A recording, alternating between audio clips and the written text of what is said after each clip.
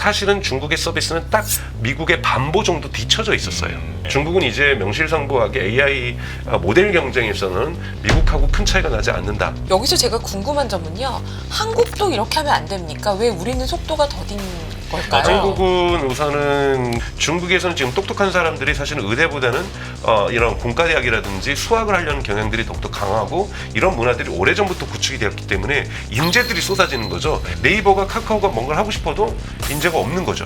전체적으로 지금 AI에 들어간 돈이 2024년에만 해도 한 3천억 달러인데 고작 1천억 달러도 안 나오고 있는 이런 매출. 이건 분명히 거품이 끼고 있는 거고 거품이 있다라고 해서 좀 나쁘게 보지 않습니다. 닷컴 버블이 있었기 때문에 그 위에서의 수많은 빅테크들이 탄생할 수 있었고 모바일로 갈 수 있었다고 저는 생각을 하고 있거든요. 그렇기 때문에 지금 AI와 관련해서는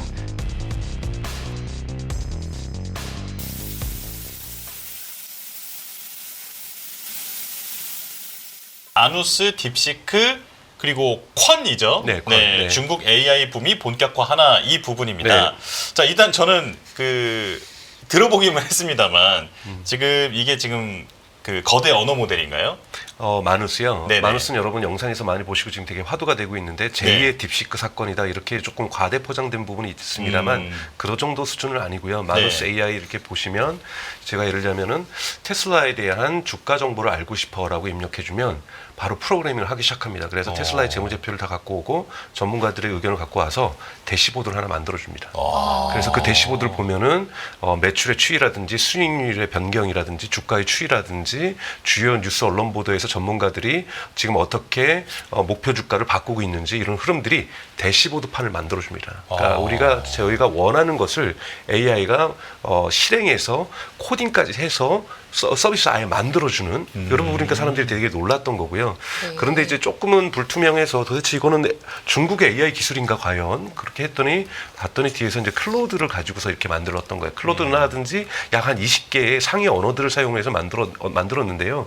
그러면서 또 많은 분들이 뭐 어차피 중국 기술도 아니고 미국 기술을 가지고 저런 서비스를 만들어야 하면서 평가절하하시는 분들도 계시는데요. 딥시크는 정확하게 말해서는 테크놀로지 기술인 거고요. 예. 그리고 지금 마누스는 서비스인 거죠. 그러면 우리가 물어야 되죠. 클로드는 지금까지 왜 이런 서비스 못 만들었나? 정말로 멋진 서비스고 지금 사람들이 AI로 만들 수 있는 최고의 서비스가 아닌가라고까지 얘기를 하고 있거든요. 이런 것들이 중국에서 지금 나오고 있다는 것이 저는 대단하다고 보는 거고요. 쿼는 여러분들 이제 익숙하지 않으실 텐데 여러분 알리바바라는 기업은 다들 기억하고 계실 겁니다. 알리바바가 되게 오래전부터 AI를 연구해 왔었고요. 그래서 쿼를 작년부터 해서 계속해서 발표를 하고 있는데 일본의 소니라든지 이런 기업들은 이것을 오픈소스로 풀고 있기 때문에 받아서 마치 메타의 라마처럼 오픈소스를 풀고 있기 때문에 쿼를 받아서 쓰고 있었고요. 요번에 이제 쿼 2.5 뭐 32B라는 것이 나왔는데 딥시크보다 성능이 좋은데 훨씬 더 적은 비용으로 작동할 수 있게끔 만들어서 나왔는데요. 이것 자체가 의미하는 바가 뭐냐? 즉 딥시크가 중국에서 발생한 이례적 사건이 아니었다. 이례적 사건이 아니라 중국의 AI 굴기가 형성되어 가는 이런 추세선 속에서 상승세 속에서 하나의 사건으로 우리가 확인할 수 있었던 거라는 것들을 이번에 그러니까 딥시크보다 더 좋은 것이 알리바바에 나왔다. 이것만으로도 대단한 거고 물론 알리바바는 딥시크보다는 많은 돈을 썼죠. 많은 돈을 써서 이렇게 좋은 것이 나오긴 했지만 중국이 지금 마누스도 그렇고 콘도 그렇고 그 다음에 딥시크도 그렇고 이런 것들이 하나의 우리가 뭐 주식으로 치거나 우리가 보통 회계 분석을 보면은 추세선이라는 게 나오는 거고 우상향하는 추세선 속에서 하나의 점들을 우리가 보고 있는 거다라고 저는 그렇게 해석하고 있습니다. 예. 자, 저는 일단 근본적인 질문 하나 드리고 싶은 게 조금 전에 그 마누스라는 서비스에 대해서 쭉 설명을 해주셨잖아요. 한마디로 혁신적인 AI가 제공할 수 있는 최고의 서비스다라고까지 얘기가 나온다는데 그런 기존에 알려져 있는 GPT나 이런 모델들은 그런 기능이 없나요? 요즘 있죠. GPT 같은 경우도 오퍼레이터라든지 유료 회원들에게는 좀 그런 기능들을 조금씩 제공하고 있는데 아직까지 좀 느리다는 부분이 있고요. 이런 걸 우리가 에이전트 서비스라고 얘기를 하거든요. 마누스 같은 것을. 그러니까 지금까지는 우리가 GPT에 물어보거나 클로드나 구글 제미나에 물어보면은 이미 사전에 학습된 내용을 가지고 답변하는 것이 챗 GPT였다라고 한다면 그 다음에 나오는 것이 여러분들 아시는 O1이나 O3처럼 추론해서 빨리 답을 안 주더라도 되씹어서 가능한 풍부하고 정확한 답을 주려고 하는 것이 두 번째 진화라면 세 번째는 AI가 AI만으로 답을 하는 것이 아니라 외부에 있는 툴들을 이용해서 외부에 있는 툴들 이용해서 비행기표를 끊어준다든지 호텔을 예약해준다든지 지금처럼 테슬라의 IR 자료를 들어가가지고 그거를 긁어갖고 와가지고 그 IR 자료라든지 또는 블룸버그에 있는 기사를 가지고 온다든지 월스트리트저널에 있는 기사를 가지고 와서 이걸 분석해서 그러니까 즉 AI가 외부에 있는 다양한 도구들을 활용해서 무언가를 만들어내는 걸 우리가 에이전트라고 얘기를 하는데요. 그런 부분에서 다른 회사들 같은 경우는 천천히 왜냐하면 AI 모델도 만들어야 되다 보니까 서비스도 만들고 조금씩 하고 있다라면 마누스 같은 경우는 서비스만 만들겠다. 이런 생각 속에서 최고의 서비스를 만들어낼 수 있었던 2022년에 시작한 회사거든요. 대단히 빠른 속도로 서비스를 만들어냈다는 점에서 칭찬할 바고 제가 보기에는 이것은 오픈 AI나 엔스로픽이나 구글 제미나이에게 경종을 울릴 수 있다고 봅니다.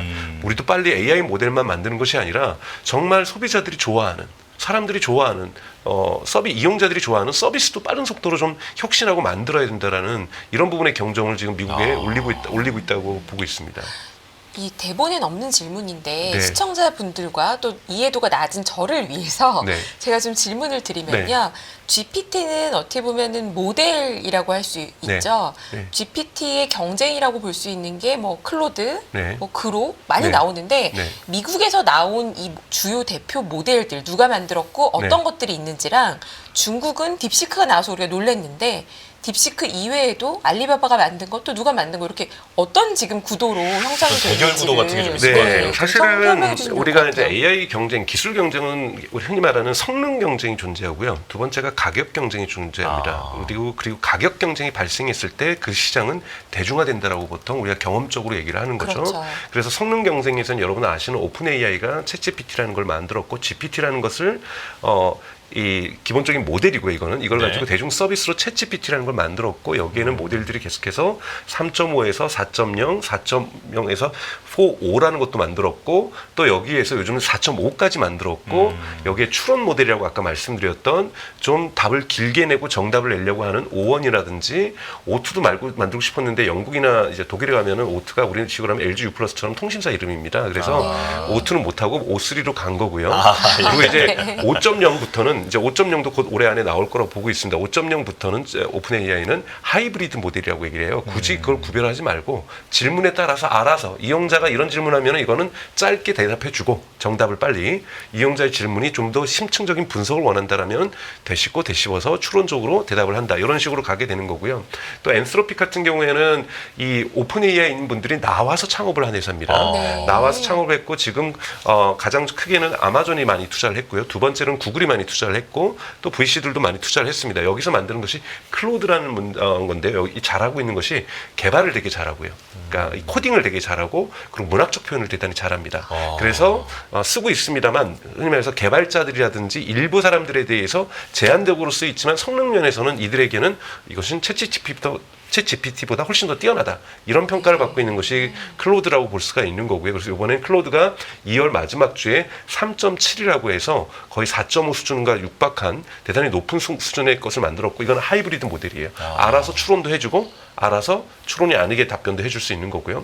그록 같은 경우 그다음에 구글의 제미나이가 있고요. 구글의 제미나이 성능은 좋은데 가장 인기가 없다라고 볼 수가 있고요. 그다음에 이제 여러분 아시는 일론 머스크가 만든 X.AI라는 회사에서 그록 3를 얼마 전에 2월 달에 마찬가지로 2월 13일에 공개를 했죠. 근데 이 그록 3 같은 경우에는 성능 수준에서는 비슷비슷합니다만 가장 높게 평가받는 건 1년 반 만에 만들었다는 거예요. 1년 반 만에 근데 여기에 엔비디아의 H100 GPU가 20만 개가 들어가져서 만들었습니다. 그러니까 어마어마한 돈을 들여서 쉽게 얘기해서 여기는 대치동 과외를 받은 거고요. 그래서 빠른 속도로 그냥 속성해가지고 이렇게 1년 반 만에 쫓아왔다라는 것 자체가 어마어마하다라고 얘기할 수가 있는 거고요. 네. 그래서 크게 이것이 있고 그다음에 또 이제 메타 여러분들 아시는 인스타그램 서비스를 만드는 메타에서 만드는 라마라는 서비스가 있습니다. 라마는 준 오픈소스로 공개를 하고 있는 서비스가 있고요. 그다음에 여기에 대적할 만한 중국을 제외한 서비스는 이제 프랑스의 미스트랄이라는 서비스가 있습니다. 미스트랄이라는 서비스가 있고 미스트랄도 사실은 구글의 딥마인드나 메타라든지 오픈 AI라는 프랑스 사람들이 프랑스로 돌아와서 만든 서비스가 미스트랄이고요. 2월 달에 르체라고 하는 챗인데 이제 프랑스어로는 채라고 읽으니까 르체라는 서비스를 이제 오픈을 해서 2025년 2월 달에 지금 대단히 그래도 유럽에서 많이 사용을 하고 있는 서비스가 존재하고 이것이 한 축으로 서방에 있는 서비스라고 한다라면 나름대로 다들 수준은 비슷비슷합니다. 물론 엎치락뒤치락 하고 있지만 예. 그다음에 이제 서구에 있는 서비스라는 건 가장 크게는 알리바바가 콘 서비스를 이제 중국의 알리바바가 만들어냈었고요. 그리고 이제 여러분 다 아시는 이 텐센트도 모델이 있고요. 그다음에 바이트댄스, 틱톡의 모회사죠. 여기에서도 AI 모델들이 있고요. 그리고 뭐 이제 중국의 네이버라고 할 수 있는 바이두도 모델이 있고요. 또 문샷이라고 해가지고 또 뭐 스타트업도 있고요. 스타트업도 여러 개가 있습니다. 그래서 중국도 고만고만했는데 사실은 중국의 서비스는 딱 미국의 반보 정도 뒤쳐져 있었어요. 네. 반보 정도 뒤쳐져 있었는데 그래도 중국도 유사하게 가고 있었죠. 통계적으로 보면은 2023년을 기준으로 했을 때 중국에서 만든 거대 언어 모델이 130개입니다. 이건 뭐냐면 전 세계의 40%를 차지하는 겁니다. 그러니까 사실은 미국이 또 그만큼 만들고 있었고 여러분 거대 언어 모델이 미국의 스탠포드 대학도 한 서너 개를 만들었고요.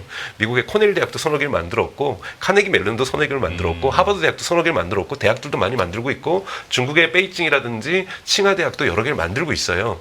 그렇기 때문에 이렇게 고만고만한 그 거대 언어 모델들은 정말 무수하게 만들어지고 있는데 네. 이제 미국의 수준에 준하고 있는 중국이 한 발짝 뒤져 있는 반보 정도 뒤져 있는 것이 중국의 알리바바나 텐센트나 바이두나 바이트댄스에서 만들어지고 있었는데 딥시크는 중국으로 쳐도 변방이었어요. 아, 그렇습니까? 예, 중국으로 쳐도 주류가 메인스트림이 아니었죠. 네. 그런 사람들이 그러니까 심지어는 중국 공산당 당국에서도 이것이 오픈소스로 풀리는지 사후에 알았다 그러잖아요. 그렇게 대단한 것도 아닌 작은 회사에서 그런데 딱 정확하게 어깨를 겨루는. 그러니까 미국의 서비스들하고 전혀 수준 차이가 나지 않는 그런데 되게 저비용과 여러분들 아시는 것처럼 2022년 하반기부터 바이든 행정부에서 중국에다가 흔히 말하는 고성능의 엔비디아 칩 수출을 금지하기 시작하면서 네. 대단히 조건이 악조건이었는데도 만들었다는 것이 또 놀라운 거고요. 그렇죠. 그리고 이런 변방에 있는 친구들이 만들었다는 거고 거기에 있는 친구들은 한두 명 빼고는 해외 경험도 없는 그리고 졸업한 지 다 2, 3년밖에 안 되는 친구들이 모여서 대부분 황저우에 있는 저장대학교를 나온 저장대학교 공대 중심인데요. 이 대학을 나온 친구들이 만들었다는 부분에서 중국에서 엄청난 주목을 받았고 전 세계적으로 주목을 받았다고 볼 수 있고요. 그 이어서 이제 나오는 알리바바의 서비스는 이제 딥시크를 넘어서는 이제는 미국하고 동등한 경쟁을 하고 있는 서비스들이 중국에서 계속 나오고 있다라고 볼 수가 있습니다. 그래서 예. 중국은 이제 명실상부하게 AI 모델 경쟁에서는 미국하고 큰 차이가 나지 않는다 이렇게 평가할 수가 있습니다. 그러면 지금 모델 경쟁이 미국의 빅텍은 지금 말씀해 주신 것처럼 지분 투자를 하더라도 이미 다들 활발하게 경쟁적으로 올라가고 있었고 약간 늦은 듯 알았던 중국도 이미 거의 그 수준으로 올라가서 같이 경쟁을 하고 있습니다. 네. 근데 지금 앞서 말씀 주신 마누스라는 네. 거는 이 모델 경쟁에서 이제 서비스 경쟁으로 가는 신호탄이라고 봐야 될까요? 네, 맞습니다. 아까 지금은 모델 경쟁이 이제 심각했다라면은 아까 말씀드렸던 초반에 말씀드린 가격 경쟁을 이제 신호탄을 올리는 것이 딥시크죠. 딥시크가 네. 저렴하게 하다 보니까 오픈 AI도 5원에서 5.3로 가면서 성능이 좋아졌는데 가격을 10분의 1로 내렸습니다. 이렇게 내리기 시작하고 그리고 오픈 AI에서 검색 서비스를 AI 검색 서비스를 제공해 줬는데 과거에는 로그인을 반드시 했어야 되는데 이제 로그인을 안 해도 검색 서비스를 이용하게 해준다든지 그러니까 미국에 있는 서비스들도 가격을 낮추기 시작하는 현상들이 이제 딥시크에 의해서 발생이 됐고 그록3 같은 경우에도 그렇게 비싼 돈을 들이고 만들었음에도 불구하고 즉 과거에 X.com, 과거에 트위터를 이용하시는 분들은 무료로 또 그록3를 다 이용할 수가 있습니다. 네. 그러니까 이런 식으로 가격 경쟁을 하면서 무료 경쟁이 지금 되게 치열해지고 있고 이 가격 경쟁이 치열해진다라는 것은 흔히 말하는 수요가 확장된다라는 대중시장으로 간다라는 거죠. 그렇다면 본격적인 서비스 경쟁이 이제 발생할 수밖에 없는 거고 네. 서비스 경쟁에서 예를 들자면 오픈 AI 같은 경우에 이제 AI 검색 서비스라는 걸 우선 내놨고요. 또 하나 이제 준비되고 있는 것이 AI 브라우저라고 하는 겁니다. 작년 말부터 오픈 AI 같은 경우에는 파이어폭스라든지 크롬을 만들었던 핵심 개발자들 다 대부분 영입을 하고 있고요. 구글 같은 경우에도 지금 크롬으로 여러분들 브라우저 시장을 거의 다 장악하고 있는데도 불구하고 마리너라고 하는 새로운 AI 브라우저를 준비하고 있고요. 2월 마지막 주에는 퍼플렉시티마저도 커메시라고 하는 해성이라는 뜻을 갖고 있는 커메시라고 하는 AI 브라우저 서비스를 시작하겠다라고 웨이팅 리스트를 받으면서 지금 얘기를 하고 있는 거죠. 그래서 AI 브라우저 시장까지도 가게 되면서 이제는 AI가 기본적으로 탑재된 웹 브라우저들 그리고 모바일에서의 브라우저 시장으로서 서비스 경쟁이 이제 시작된다고 보는데 아직까지 나오진 않고 있죠. 그리고 이제 오픈 AI에서 내놓고 있는 오퍼레이터라든지 이런 서비스도 AI 에이전트인데 아직까지는 성능이 그러니까 여러분 어떻게 이해하시면 되냐면 쿠팡 들어가가지고 어제 물건 샀던 걸 너가 다시 한번 사줘 하면은 그러니까 이 AI가 인간이 인간인지 AI인지 구별 못하게 쿠팡에 접속을 해서 우리가 얘기하는 흔히 말하는 GUI 스크롤링하고 버튼을 클릭하는 거를 인공지능이 대신해 주는 겁니다. 야. 이런 부분들은 마이크로소프트나 구글이나 뭐 애플 다들 개발하고 있거든요. 그래서 인간처럼 스크롤링 해가지고 과거 기록 봐서 로그인 해가지고 거기에서 구매 버튼 누르고 결제 버튼 누르고 비밀번호 기억해놨다가 비밀번호도 눌러주고 이러면서 저 대신 뭐 하고 또 예를 들면 오퍼레이터 지금 한국에 오픈AI 들어오면서 카카오 선물하기 기능을 집어넣었거든요. 그래서 카카오 선물하기 기능을 들어가서 누구누구에게 선물을 해줘라고 얘기를 하면은 거기서 골라가지고 몇만 원대 물건을 골라서 선물할 수 있는데 아직까지 대단히 느립니다. 근데 이제 저는 그걸 시켜놓고 딴 일을 할 수 있는 거죠. 그러네요. 네. 그렇죠. 딴 일을 할 수 있다는 부분에서 이제는 제가 이런 부분에서 시간을 절약할 수 있다는 부분에서 되게 좋은 부분이죠. 그래서 이런 서비스들이 2025년에 본격적인 경쟁을 하면서 우리의 어떠한 커뮤니케이션 습관이라든지 구매하는 습관이라든지 정보를 찾는 습관들을 이제 AI가 대신해주면서 이런 소비 습관이 변화될 수 있는 가능성들을 요즘 보여주고 있다고 볼 수가 있습니다. 예. 근데 말씀해주신 것을 생각해 보니까 실제로 이제 체감할 수 있는 변화도 곧 찾아올 것 같다라는 이제 생각이 드는데요. 그런데 이제 조금 전에 가격 경쟁이 시작됐다. 네. 그걸 토대로 서비스 경쟁까지 이제 벌어지고 있는 상황인데 그렇다면 공급 비용을 낮추는 것도 네. 매우 핵심적인 내용일 것 같거든요. 그런데 지금 알리바바와 딥시크 이 두 가지를 비교를 해보면 지금 알리바바가 딥시크보다 조금 전에 그 비용이 훨씬 적다고 말씀하셨나요, 혹시? 네, 맞습니다. 예, 예. 그러니까 어떻게 그렇게 개발이 가능한 건지도 궁금합니다. 그건 이제 사람들이 이제 계속해서 생각하는 것은 말씀하셨던 것처럼 지금까지는 학습을 통해서 성능 좋은 AI 모델을 만드는 것이 대단히 중요했죠. 인간이 보기에도 만족스러워야 되고 흔히 말하는 여러분들 환각 현상을 어떻게 줄일 것인가 이런 부분에서 계속해서 모델 업그레이드를 하기 위해서 미국 같은 경우에는 효율성 부분을 왜 생각을 안 하겠어요. 근데 효율성보다 더 중요한 건 빠른 속도로 우리가 경쟁사보다 더 좋은 모델을 내놓는 것이 중요하다. 그러니 우리가 마음껏 돈을 지원해 줄 테니 효율성 생각하지 말고 GPU 20만 개를 쓰든 100만 개를 쓰든 좋은 거 만들어라. 그래서 성능 경쟁을 하고 있었던 거죠. 예. 근데 이제 중국에서는 성능 경쟁을 할 수가 없었죠. 왜냐하면 칩을 구할 수가 없었으니까. 그렇죠. 물론 뭐 밀수를 한다 뭐 이런 얘기들이 많이 있습니다만 그러다 보니까 어떻게든지 적은 비용을 쓰고서라도 좋은 성능을 만드는 걸 고민했고 그다음에 또 중요한 건 뭐냐면 여러분 운영 비용입니다. 예를 들면 농담으로 있었어요. 작년만 해도 네이버 뭐 하이퍼클로버 X에다가 종로 근처에서 또는 뭐 광화문 근처에서 맛집을 검색해줘 하면은 맛집 비용보다 그때 검색할 때 AI를 돌리는 비용이 더 나온다는 얘기가 있었거든요. 네, 설렁탕 한 그릇 값보다 그렇죠. 찾는 값이 더 운영 든다. 비용이 대단히 많이 나오더라도 일단 좋은 성능을 만들었던 거예요. 근데 이제는 서비스를 하고 누구나 쓸 수 있는 서비스를 만들려다 보니 이거 가지고는 적자가 날 수밖에 없고요. 그렇죠. 그리고 수많은 스타트업들이 생겨야 되잖아요. 예. API로 기업들이 저희 회사도 마찬가지인데 이 모델에다가 API 비용을 내면서 스타트업을 운영하고 있는 거고 서비스를 만들고 있는 건데 이쪽에서 우리한테 많은 돈을 청구하다 보면 저희도 소비자들한테 많은 돈을 청구할 수밖에 없거든요. 그러네요. 근데 여기서 돈을 깎아주면 저희도 깎아줄 수 있습니다. 예. 그러면 심지어는 여기서 무료로 해주면 저희도 무료로 할 수 있거든요. 그러면 저희도 투자받은 돈이 있기 때문에 많이 깎아주면 훨씬 더 견딜 수 있는 시간이 길기 때문에 가격을 저렴하게 할 수가 있습니다. 그러면 그러네요. 서비스 시장 업체들이 훨씬 더 고객들과 좋은 서비스를 만들기 위해서 경쟁할 수 있고 견딜 수 있는 시간이 많이 만들어지는 거거든요. 그러다 보니까 이제는 그래서 지금 성능 경쟁도 함께 진행되고 있지만 효율성 경쟁, 즉 가격 경쟁이 함께 일어나고 있는 국면으로 전환된 거. 그러다 보니까 어떻게 하면 적은 리소스 자원을 가지고 좋은 답변을 낼 수 있을까에 개발자들이라든지 연구자들이 집중하게 되다 보니 그런 로직을 만들어내는 거고 그것이 사실은 딥시크의 아론이 학습하는 데도 비용이 적게 들었다도 중요하지만 운영하는 데도 비용이 적게 든다. 이 부분이었던 거고 요번에 그 알리바바에서 만든 QWQ32B라는 거는 알리바바보다 20배 더 규모가 작습니다. 그러니까 딥시크보다. 네, 딥시크보다 죄송합니다. 네. 딥시크보다 20배가 작다라는 것은 R1보다 20배의 효율성이 있다라는 거죠. 자원을 더 적게 먹는데 성능은 더 뛰어나다라는 거예요. 야. 그러니까 가격을 또 한 번 더 낮춘 거죠. 예. 그러면 알리바바가 이렇게 가격 기준을 만들어 놓으면 나머지 경쟁 업체들도 이 수준을 맞춰줘야 되는 거거든요. 그러다 보니까 미국에 있는 개발자들이라든지 연구자들에게 AI 기업들이 우리도 이제 효율성 이제는 생각해야 된다. 그래서 우리도 저렴한 버전을 만들자. 운영 비용에서. 네. 그러다 보니까 이런 것이 됐고 여러분도 기억나시겠지만 2월 중순에 네이버 같은 경우에도 하이퍼클로바를 갖다가 업데이트를 했는데 성능을 업데이트한 것이 아니라 운영 비용을 절감시키는 방향으로 모델을 업데이트했습니다. 네. 그러니까 하이퍼클로버 X도 이제는 뭐 2.0이 좀 나오겠죠. 아직 2.0이 안 나오고 있죠. 1.0 나온 다음에 벌써 1년 반 이상이 지나고 있지만 소식은 없는데 하이퍼클로버 X도 지금 네이버도 비용을 낮추는 쪽으로 업데이트를 했거든요. 이건 뭐냐면 네이버도 올해 상반기 내에 AI 브리핑이라는 AI 검색 서비스를 시작하려고 하고 있습니다. 그러려다 보면 누구나 쓸 수 있는 AI 검색이 돼야 되는데 운영 비용이 적게 안 들면 네이버가 이 비용을 감당하기 어렵죠. 그렇네요. 예. 그러기 위해서는 이제 AI를 비용적 효율적으로 운영할 수 있는 쪽으로 모델을 튜닝하고 있다. 모델을 진화시키고 있다. 여러분들이 이렇게 이해하시면 될 거예요. 그러니까 즉 본격적인 서비스 시장들을 AI 기업들이 준비하고 있다라고 이해할 수가 있습니다. 예.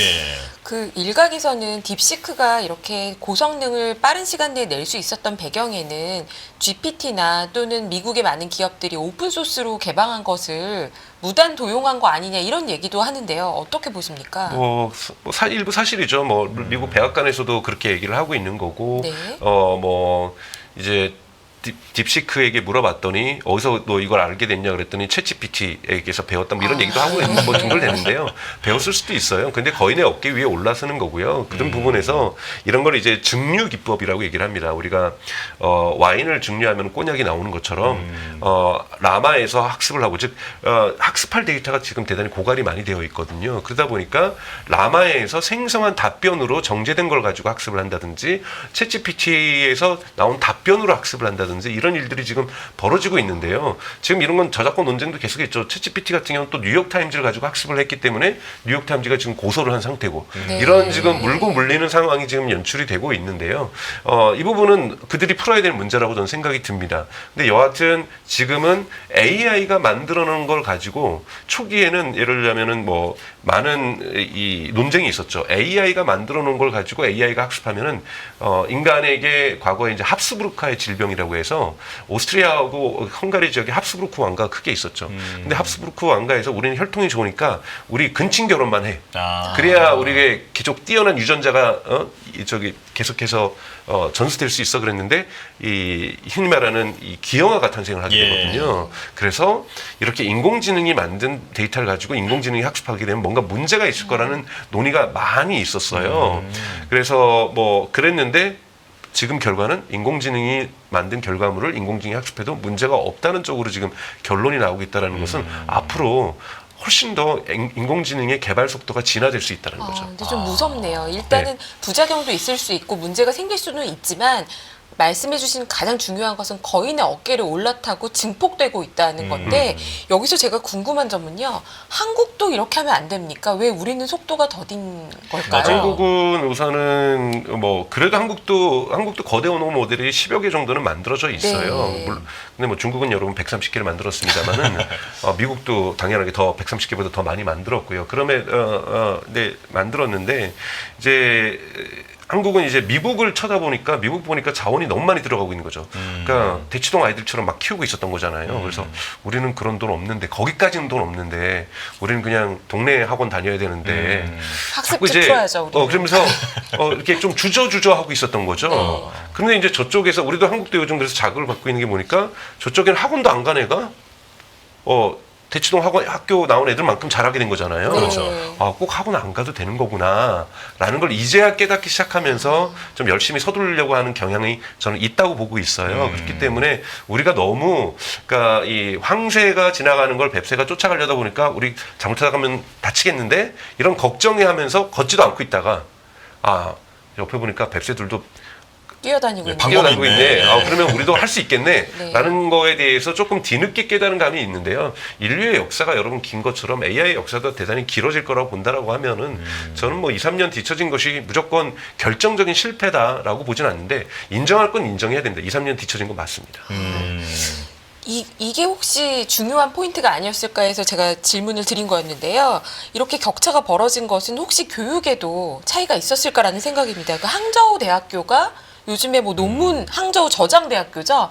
뭐 논문이나 AI 전문성이 지금 스탠포드다 이런 얘기가 나오고 있어요. 맞습니다. 예, 황저우라는 도시를 여러분 보셔야 되는데 이제 상하이의 남서쪽에 있죠. 한 170km 정도 떨어져 있는데요. 거의 상하이에 붙었다고 볼 수 있는데 황저우가 중국에서 유명한 것은 알리바바가 여기서 창업을 했습니다. 알리바바가 창업한 도시고요. 두 번째는 텐센트가 창업한 도시예요.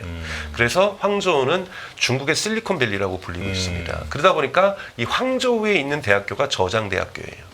이 저장대학교를 여러분 실리콘밸리에는 어떤 대학교가 있습니까? 스탠포드 대학이 있죠. 바로 스탠포드 대학교다. 그러니까 대학교처럼 저장대는 스스로가 스탠포드 대학교가 되려고 하고 있고요. 그리고 이제 중국 정부는 기본적으로 2035년까지 하지만 우리는 한국 정부는 이런 얘기를 한 적이 없는데 교육 강국이 되겠다 얘기를 하고 있어요. 그래서 세계에서 똑똑한 사람들이 중국으로 유학 오는 세상을 만들겠다. 이것이 중국 정부가 갖고 있는 2035년 글로벌 경쟁력이 있는 대학교를 대부분 만들겠다고 하는데 그중에서 저장대학이 되게 잘하고 있습니다. 사실은 중국에서 1위 대학, 1위 하면 다 베이징 대학이라든지 그다음에 뭐 칭화대라든지 이런 대학이 있는데 저장대가 5위 정도를 하고 있거든요. 근데 저장대가 논문 숫자에서는 과학 논문 숫자에서는 하버드 대학 다음입니다. 그리고 중요한 거는 저장대학교하고 이 알리바바 연구소라든지 텐센트 연구소 뭐 이런 것들이 다 붙어 있어요. 어느 정도냐? 학생 사고 교직원 수가 7만 명인데요. 저장대학교를 졸업한 지 5년 안에 5명 중에 1명은 창업을 합니다. 와, 대단하네요. 어마어마하고 근데 창업을 더 멀리 가는 게 아니라 다 황저우. 그러니까 즉 우리 식으로 하면 카이스트는 그 가시면 알기는 허벌판이잖아요. 주변에 뭐가 없긴 그러니까, 하죠. 그러니까 네. 카이스트 대학과 판교가 붙어 있다고 생각하시면 돼요. 또는 판교 안에 카이스트 대학이 있다. 이런 분위기인 거고요. 여기 출신 저장대 출신의 중심에서 만든 게 딥시크죠. 이렇게 보시면 되고 그래서 미국 지금 중국에서 가장 잘 나가는 스타트업이 6개 있다고 얘기를 하는데 그중에 3개가 저장대 출신들이 만든 거고요. 그래서 뭐 이 저장대가 지금 그러니까 중국의 스탠포드 대학처럼 미국의 스탠포드 대학처럼 이 스타트업계를 이끌고 있고 테크신들을 이끌고 있다. 이렇게 민간 경제에 있어서 되게 중요한 축을 달리고 하고 있다는 부분에서 우리 인재의 파이프라인이라고 얘기를 합니다. 그러니까 한국에서 사실은 우리나라는 인재들이 대부분 의대로 모이는 것도 문제지만 우리는 인재들이 있으면 대부분 그나마 조금 있는 인재들도 다 미국으로 가서 돌아오지 않잖아요. 요즘은 네. 중국은 돌아오기도 하지만 중국 내에서 돌아갈 수 있는 인재 파이프라인이 제대로 그러니까 생태계 즉 연구자와 학생과 그리고 기업이 민간 기업이 하나의 생태계를 동일한 지역에서 형성하고 있다. 이 부분이 대단히 중요하다고 볼 수가 있습니다. 예.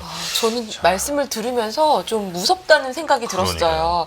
중국의 그럼 항저우와 저장대학교가 이렇게까지 할 수 있었던 배경에는 어쩌면 중국 정부도 지원이 있어서 이렇게 된 게 아닐까라는 생각이 좀 드는데요. AI에 대해서 지금 중국 정부의 목표는 무엇일까요? 그러니까 사실은 중국 정부는 사실은 여러분 아시는 것처럼 중국 주식 투자하다가 손해를 많이 보셨잖아요. 2022년부터 해가지고 예. 중국의 기술주들에 대한 국가적 통제가 있었죠. 그래서 사상이 더 중요하다. 그렇죠. 그리고 공익이 더 중요하다. 뭐 이 인민의 전체 부가 더 중요하다 얘기를 하면서 알리바바가 만든 안트라고 하는 자회사에서 파이낸스 핀테크 하는 거 제어하고 허가도 불허해주고 텐센트 억압하고 막 이러면서 이 사실은 중국의 테크주들의 주가들이 큰 폭으로 하락을 했었습니다. 그러면서 국가주도로 뭔가를 키우겠다고 하면서 2023년 11월에는 휴머노이드 사업을 키우겠다. 그 전에 이제 전기차를 키웠고 그 다음에 요즘은 자율주행을 키우겠다고 하는데 딥시크 이후에 지금 가장 중요한 것은 중국의 정책이 변했어요. 특히 2월 17일 날 여러분도 이제 외신 통해서 보셨겠지만 시진핑과 중국의 민간 테크 기업들의 이런 대표들이 만나는 자리가 있었죠. 마윈까지도 네. 불렀죠. 마인까지 불렀죠. 예. 마인이 정말 오랜만에 나타났죠. 그러니까 마인이 거의 거친 표현하면 숙청됐다고까지 얘기했었는데 네. 거의 복권한 거나 다름없습니다. 그러면서 그날 시진핑이 했던 말이 대단히 중요한 말을 했습니다. 시진핑이 뭐라 그랬냐면 이 사람들이 건설하는 것은 중요하며 그들이 일사불란하게 움직이되 불필요한 장애물을 설치하지 않도록 하라라고 공무원들에게 지시를 합니다. 야. 네. 그러면서 바로 3월 달에 지난주에 중국이 뭘 발표하냐면 AI 및 신흥 산업을 위한 국가 하이테크 펀드를 구성한다. 그래서 우리나라 돈으로 그러니까 미국 돈으로 1,380억 원에 달하는 펀드를 구성을 합니다. 그러니까 이런 식으로 이제는 중국 또한 과거에는 국가 주도의 경제 발전을 휴머노이드 산업이라든지 전기 자동차라든지 자율주행에서는 국가가 주도하면서 민간이 쫓아오는 것으로 했다라면은 이제는 한 축에 민간 스스로 발전할 수 있도록 중국 정부가 만들어주자. 라는 정책을 딥시크 이후에 중국이 정책을 수정하게 되는 거고 여기에서 이러한 AI 지능 펀드를 하이테크 펀드를 국가가 의식으로 하면 모태 펀드죠. 근데 여기 규모가 벌써 1,380억 달러라는 거예요. 와. 이거를 국가가 모태 펀드로 만들어주면서 AI만 지원을 해준다. 이런 부분을 만들었다는 부분에서 이제는 국가 주도의 한 축과 민간 주도의 한 축이 두 개의 축이 이제는 중국에서는 세우려고 한다는 측면에서 분명하게 달라진 모습들을 볼 수가 있습니다. 예, 정말 창업할 맛이 날 것 같습니다. 이렇게 말씀을 들어보면. 그러면서 네. 이런 마누스 같은 서비스가 나왔다라고도 볼 수 있을까요? 그럼 이런 서비스들은 계속 나올 거라고 보시고? 그럼요. 왜냐하면 네. 국가는 뒤늦게 우리 민간도 중요하구나라고 중국은 이제 깨달으면서 민간이 자율적으로 할 수 있도록 그리고 이제 기술 기업들 규제하는 거 이제 멈추는 겁니다. 이제. 네. 그렇기 때문에 이제 뭐 중국 주가도 요즘 좋은 이유들도 중국 테크 기업에 대한 국가의 규제가 사라진다라고 볼 수가 있고요. 왜냐하면 시진핑이 장애물을 설치하지 않도록 하라고 지시한 거잖아요. 이런 부분에서 민간 기업들이 마음껏 혁신할 수 있도록 길을 열어주겠다라는 거고요. 사실 마누스라든지 딥시크는 이러한 테크 기업들에 대한 규제가 있었는데도 나온 거라는 거죠. 네. 그러니까 이러한 저력들이 뛰쳐나오기 시작한 거고 중국 정부가 더 뛰쳐나올 수 있도록 장애물들을 없애는 방향으로 나가기 때문에 앞으로 더 많이 나올 거라고 저는 보고 있습니다. 예. 그러면 우리는 마누스 자체에 좀 주목해야 될까요? 아니면 앞으로 나올 서비스들을 좀 앞으로 지켜봐야 나올 될까요? 서비스를 더 지켜봐야죠. 그러니까 이러한 여러분 7만 명이 있는 학생이 있는 대학교에서 졸업한 지 5년 안에 5명 중에서 1명이 창업하는 대학이 저장대라는 거예요. 예. 그리고 이제 중국의 칭화대도 우리도 이제는 자꾸 우리가 글로벌로 유명해지지 말고 어차피 글로벌로는 이제 우리도 유명해질 건데 저장대를 벤치마킹 하자라는 붐이 지금 열기가 중국에서 일어나고 있다라는 거예요. 그래서 창업을 학생들에게 좀 더 독려하는 분위기로 나아가려고 하고 있기 때문에 중국에서는 지금 똑똑한 사람들이 사실은 의대보다는 이런 공과대학이라든지 수학을 하려는 경향들이 더욱더 강하고 이런 문화들이 오래전부터 구축이 되었기 때문에 인재들이 쏟아지는 거죠. 인재의 파이프라인이 만들어지는 것이 결정적으로 중요합니다. 한국도 AI 부분을 만드는 데 있어서 인재들이 미국으로 다 빠져나가는 것이 지금 가장 큰 문제잖아요. 네이버가 카카오가 뭔가를 하고 싶어도 인재가 없는 거죠. 대학에도 인재가 부족하고 조금 졸업한 똑똑한 인재들은 카이스트나 서울대를 나온 친구들은 포항공대를 나온 친구들은 다 미국으로 유학 가서 미국 기업에 취업해버리는 이런 현상이 지금 한국에 큰 문제가 있기 때문에 이런 인재의 파이프라인을 새롭게 구축하는 것이 지금 한국에게 중요한 것처럼 중국은 이러한 생태계가 이루어진 것이 대단하다고 저는 보고 있습니다. 예. 무섭기도 하고 부럽기도 한데 인재 파이프라인은 확실히 좀 바람직하다라고 네. 하는 그런 생각이 좀 드는데요. 자, 우리가 그래도 투자 방송이니까 지금 미국 M7에 대해서도 한번 좀 여쭤볼게요. 그러니까 지금 쭉 설명해 주신 내용을 한번 종합을 해보자면 중국의 AI 붐이 불면서 가격 경쟁과 서비스 경쟁이 촉발이 됐고 이것이 사실 지금 미국 M7 어마어마한 돈을 AI 개발에 쏟아붓고 있는 이 회사들에게 그렇게까지 돈이 필요한 건 아니었던 건 아니야 이런 의구심도 좀 불러일으킨 것도 있고요. 또 혹은 경쟁력이 오히려 뒤처질 수도 있다라고 하는 우려도 커진 것 같습니다. 그래서인지 지금 요즘에 뭐 미국의 경기 침체 우려 이런 것에 더 민감하게 반응하는 것 같은 그런 느낌도 좀 있는데요. 자, M7의 AI 거품론 이건 어떻게 보십니까? 저는 거품이 형성되어 있을 수도 있다고 생각이 들어요. 사실 이 거품론이 본격적으로 제기된 것은 2024년 작년이죠. 작년 6월에 이제 골드만삭스에서 보고서를 길게 낸 거죠. 너무 많은 돈이 들어가는 것에 비해서 수익은 너무 적다. 네. 도대체 AI 매출은 어디 있느냐? 이런 보고서를 냈고 미국의 대단히 유명한 세파이어 그러니까 벤처 캐피탈에서도 보고서를 냈죠. 그래서 6천억 달러의 퀘스천이라고 해서 전체적으로 지금 AI에 들어간 돈이 2024년에만 해도 한 3천억 달러인데 한 50%의 수익률은 그래도 내줘야 되는 거면 6천억 달러의 매출이 발생해야 되는데 고작 1천억 달러도 안 나오고 있는 이런 매출. 이거는 ROI가 좀 흔히 말해서 나오지 않는 산업인 거고 이건 분명히 거품이 끼고 있는 거고 거품이 터질 수 있을 가능성을 우리가 염두에 둔다라고 세콰이어 벤처 캐피탈에서는 보고서를 냈었죠. 저는 전체적인 부분에서 거품이 있다라고 저는 생각이 들어요. 근데 거품이 있다라고 해서 저는 나쁘게 보지 않습니다. 거품은 터질 수도 있고 안 터질 수도 있고 거품이 터져도 굳이 꼭 나쁘다 안 나쁘다고 얘기할 수는 저는 없다고 생각이 들어요.